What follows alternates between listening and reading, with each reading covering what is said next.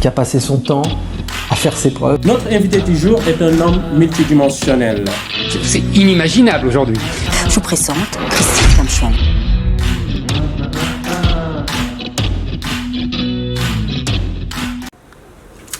Alors, bonjour les amis de la raison, j'espère que vous allez bien. Aujourd'hui, on va parler de quelque chose qui vous intéresse, un sujet universel. Oh, j'évite un peu trop d'en parler, puisqu'on a reçu un mail. Un mail de qui? Elle s'appelait comment déjà, Gloire? Céline, un mail de Céline qui nous expliquait justement qu'elle avait à faire un choix cornélien. Elle hésitait justement à épouser son petit ami d'enfance. Ils se sont connus au collège et elle se retrouve là déjà à l'université. Elle hésitait. Donc ça nous a donné l'opportunité de traiter un sujet, l'amour justement, et l'amour et la raison. Alors c'est une question très intéressante.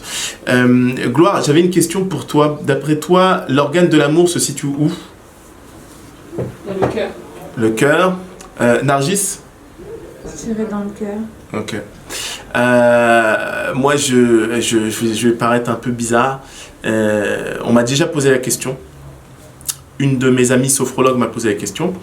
Et j'étais quasiment obligé, sous pression, de dire aussi le cœur.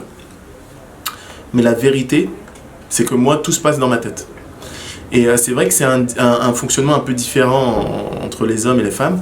Mais en tout cas, moi, plus précisément, la majeure partie des choses se passe dans ma tête. Et quand vous y réfléchissez, en termes factuels, le cœur, finalement, c'est juste une pompe. Quand vous y pensez en termes d'organes. Et c'est vrai qu'il y a tout l'imaginaire derrière le cœur. Mais moi, tout se passe dans ma tête. Et donc, c'est pour ça que j'ai voulu titrer justement cet épisode, L'amour et la raison. Alors, je vous remets un peu dans cette étude de cas. Donc, Céline, elle a fait des études de droit. Et lui, justement, il est apprenti boulanger, etc. Et justement, en fait, sa question, c'est qu'elle se demandait ce qu'ils pouvaient faire ensemble. En fait, elle avait du mal. Elle commence à voir beaucoup de gens à la fac, des gens d'une autre catégorie socio-professionnelle. Et c'est vrai qu'elle a du mal à sortir avec son compagnon qui vient justement de la demander en fiançailles. Et elle se pose, je ne sais pas si on demande en fiançailles, on demande en mariage et donc après on est fiancé, c'est ça? On fait une demande et puis après on est fiancés. Donc on fait une demande de mariage, on ne fait pas une demande de fiançailles. Non, on fait une demande de mariage. Ouais. Donc bon, peu importe sa situation, mais en gros, elle commence à avoir peur vis-à-vis de cette demande et elle se pose beaucoup de questions. Et vous savez, c'est normal d'avoir ces interrogations et c'est vrai qu'il y a une pression de la société qui vous pousse finalement à choisir entre l'amour et la raison. Pour moi, c'est assez facile parce que je pense que l'amour, finalement, sur le long terme, il ne peut être que raisonnable. La passion, c'est ce qui nous anime au début. Mais à un moment, on est confronté à une certaine réalité et on se doit d'être assez pragmatique. Donc, je vous invite fortement à suivre une initiative qui s'appelle ALR. C'est des conférences, etc. C'est vraiment éducatif. À réaxer vos priorités. Et en gros, vous pouvez regarder sur Instagram, il y a encore pas mal de sujets, mais finalement, l'amour, ou la relation de couple est basée sur certains piliers forts, sur lesquels finalement vous avez du mal à arrondir les angles. Mais il y a certains sujets sur lesquels vous pouvez être flexible, mais d'autres pas du tout. Et l'idée, c'est de connaître ces piliers sur lesquels vous êtes totalement inflexible. Et là, Céline, elle est en train de céder à la pression. Parce qu'il y a un spread social entre ses études et, j'allais dire, la profession de son compagnon. Alors, Gloire, j'aimerais savoir, toi, dans le cas de Céline, qu'est-ce que tu aurais fait en fait? Alors, Gloire, je sais que tu as l'impression qu'il y a de la pression, mais non, exprime-toi en fait. Dans le cas de Céline, alors franchement, j'aurais pesé le pour et le contre. Après, franchement, là, je sais pas si j'aurais fait... si j'aurais regardé à mon cœur, regardé à ma raison, je sais pas. Parce que, bon, et toi, Nargis? Moi, dans le cas de Céline, je resterai avec lui parce que je me dis, après, c'est de l'ambition. Mais s'il est, pour le moment, il fait des études de boulangerie, pourquoi pas plus tard devenir patron d'une boulangerie. Et ce serait pareil, ils se rejoindront dans leur catégorie socio-professionnelle. Ouais, mais... Après, c'est une question d'ambition. Après, là, c'est professionnel. Du coup, je vois pas le rapport avec l'amour, en fait. Mais c'est très intéressant ce que tu dis. C'est professionnel, donc je vois pas le rapport avec l'amour. C'est bien, c'est très intéressant. Et je sais que certains d'entre vous vont trouver ça naïf, d'autres vont trouver ça légitime. Et c'est là où on doit discuter. C'est-à-dire que, qu'est-ce qui va se passer au long terme? C'est comme dire, ouais, c'est professionnel, ou c'est spirituel, c'est la religion. Finalement, ils s'aiment, c'est ça l'important. Et là, on se retrouve dans beaucoup de débats romanesques.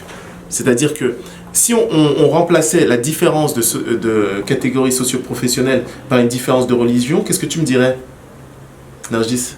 La même chose? La même chose. La même chose. La même chose. Et toi, Gloire, tu me dirais Moi, quoi? personnellement, non. Je pense que la religion, c'est un peu la... Après, c'est mon point de vue. Mais Donc pour toi, c'est un pilier, par C'est exemple. un pilier, voilà. Ouais, voilà. C'est-à-dire que c'est pas quelque chose que je peux laisser passer ou, tu vois, ou faire des concessions, tu vois, sur ça. Donc, est-ce que toi, tu te vois, par exemple, et là, c'est vrai que c'est un peu difficile, mais en qualité de femme, est-ce que tu te vois gagner 5 fois plus que ton mari?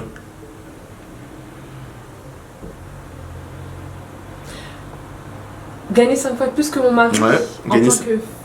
peut-être pas en tant que femme, mais bon. C'est vrai que moi, je sais pas si ça me dérangerait. Je pense que ça me dérangerait quand même un peu. Qu'est-ce qui te dérangerait? Ça dérangerait plus, lui. Ouais, voilà. Ouais, mais Moi, je serais mal à l'aise. voilà, ça te dérangerait parce que lui, ça Voilà, allait parce déranger. que lui, ça le dérangerait, exactement. Ouais, et je suis obligé de vous raconter une anecdote qui m'a tué quand je vivais à Londres. Faut savoir que ma vie a été plutôt sympa, mais on était dans un train et j'étais avec une cousine et une de ses amies. Et à un moment, son amie, elle a dit quelque chose qui m'a vraiment touché. Et elle m'a dit qu'elle ne sortirait jamais avec un manager du KFC. Alors ça m'a choqué parce que j'adore le KFC. Non, je plaisante. Non, ça m'a choqué. J'ai pas compris ce qu'elle voulait dire. D'ailleurs, je crois bien que c'était Vodafone. Hein. Mais ça m'a choqué ce qu'elle venait de dire. C'était en gros, elle fermait toutes les portes à un certain type de métier. Et donc j'ai essayé de comprendre le pourquoi. Et elle m'a expliqué brièvement que ça allait pas coller, et je me suis senti vexé au plus profond de moi-même. Parce que je me suis dit, c'est-à-dire que pour un incident de parcours, j'aurais pu finalement finir maçon ou manager au KFC ou à Vodafone, que j'aurais eu zéro chance de pouvoir me mettre avec cette fille. Et ça, je trouvais ça intolérable. Surtout moi qui aujourd'hui maîtrise les probabilités, zéro chance, c'est quand même intolérable. Et c'est parce que je pense, j'étais pas objectif. C'est-à-dire qu'elle parlait à travers son expérience, son vécu. Plusieurs fois, l'amour et la raison se sont confrontés. Et finalement, entre l'amour et la raison, il y a la réalité. Et ce qui s'est passé, c'est que plusieurs fois, elle a tenté, ça n'a pas marché. Et ça n'a pas marché vis-à-vis d'elle. C'est ça qu'elle a mis du temps à m'expliquer, c'est que ça ne marchait pas vis-à-vis de l'homme. C'est-à-dire que chaque fois qu'ils avaient une dispute, on lui ramenait justement le fait qu'elle ait fait des études, le fait qu'elle ait un bon job. Quand elle osait demander que certaines tâches ménagères soient faites pendant qu'elle allait travailler, elle travaillait plus que lui, ça devenait toute une histoire. Et donc, c'est vrai que finalement, j'ai pas été tout à fait objectif parce que je n'ai pas été dans ses chaussures.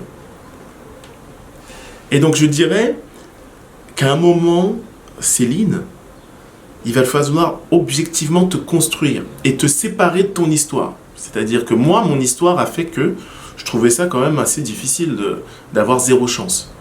Mais il faut quand même que tu te sépares de ton histoire. C'est-à-dire que vous êtes allés au collège ensemble, mais mets de la distance par rapport à ton histoire et te dis, bon, voilà, moi Céline en tant qu'individu, qu'est-ce que j'attends de mon compagnon? Qu'est-ce que je veux?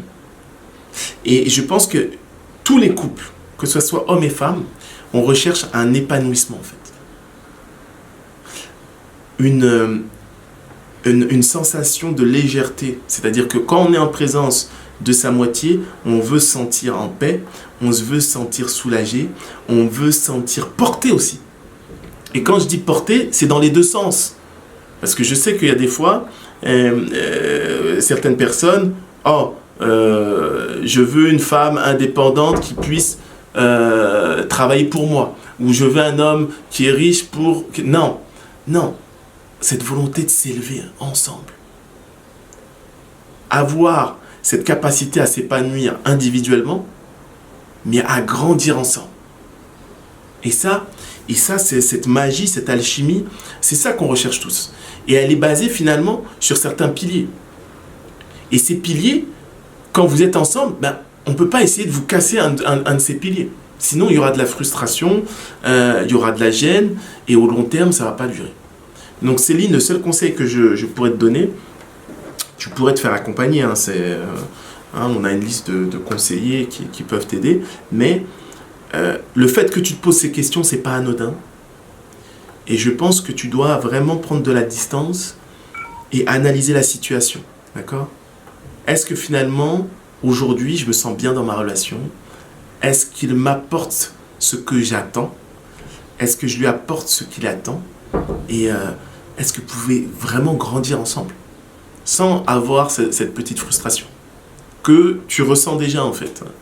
C'est-à-dire qu'il y a une partie de toi, je pense que c'est la raison, qui est en train de te dire ça fait longtemps que vous êtes ensemble, mais est-ce que ça a des chances de durer ?